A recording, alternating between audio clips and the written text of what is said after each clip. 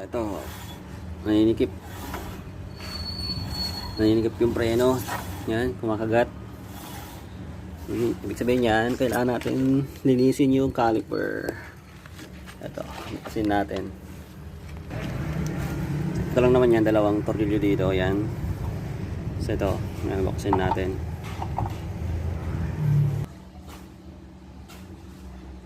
Ano sikip po? Napadiretso lang nalagad dyan pagka ano. Yun o, pang hirap po. Kumakagat na agad eh. Yun o. Sabihin, stack up yung mga piston. Hindi na makabalik pagka pinipiga. Yan o, grabe yung hirap tanggalin. Kumagat.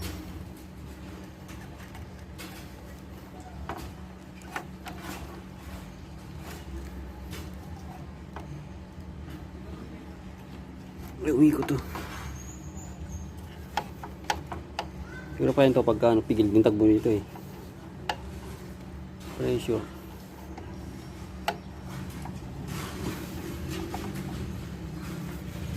Ito nga. Ayun, finally natanggal din. Pero tignan mo naman. Kaya pala wala ng brake pad oh. So lagi nyo i-check guys yung mga brake pad nyo. Ngayon, bakal na yan, oh.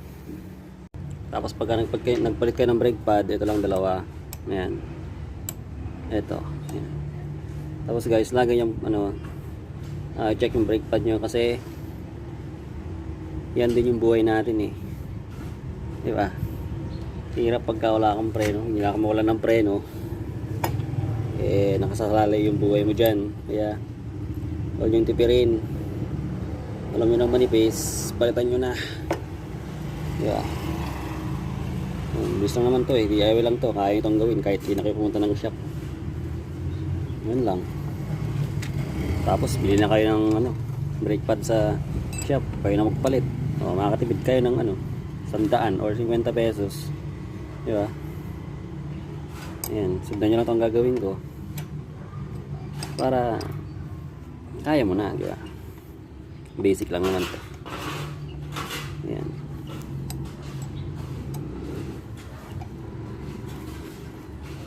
Ayan lang, buti mo lang to.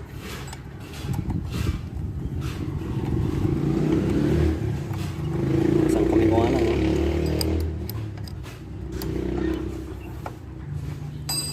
Tong alin 5 5.0 lang tong nito.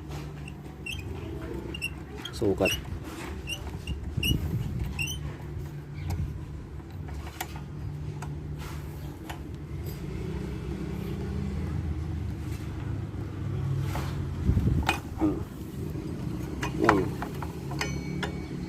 Yan o, bakal na.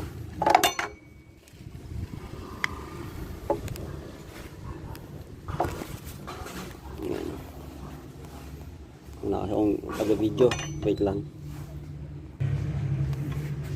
So, ayan na. Matanggal na. Ito. Ayan. Ito yung mahugot nyo doon sa butas. Yan. Tingnan mo, oh. Wala na talaga, oh. Nipis. Gagi. Hindi ka nag-check ng brake pad mo. Ayan, guys. Ay mga tolong kintab nyo. Wala.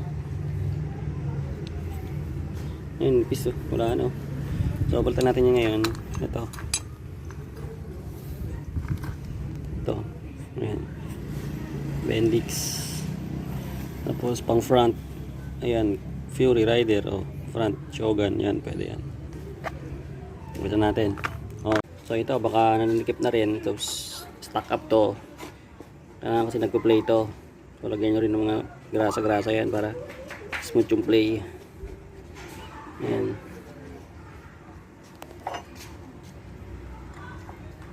Dito. Kasi pag nag-play yan, isang brake pad lang ang napupudpud yan. Dapat suabe yan. Ayun, okay na mga tolo. Diba? May wiggle na. Diba?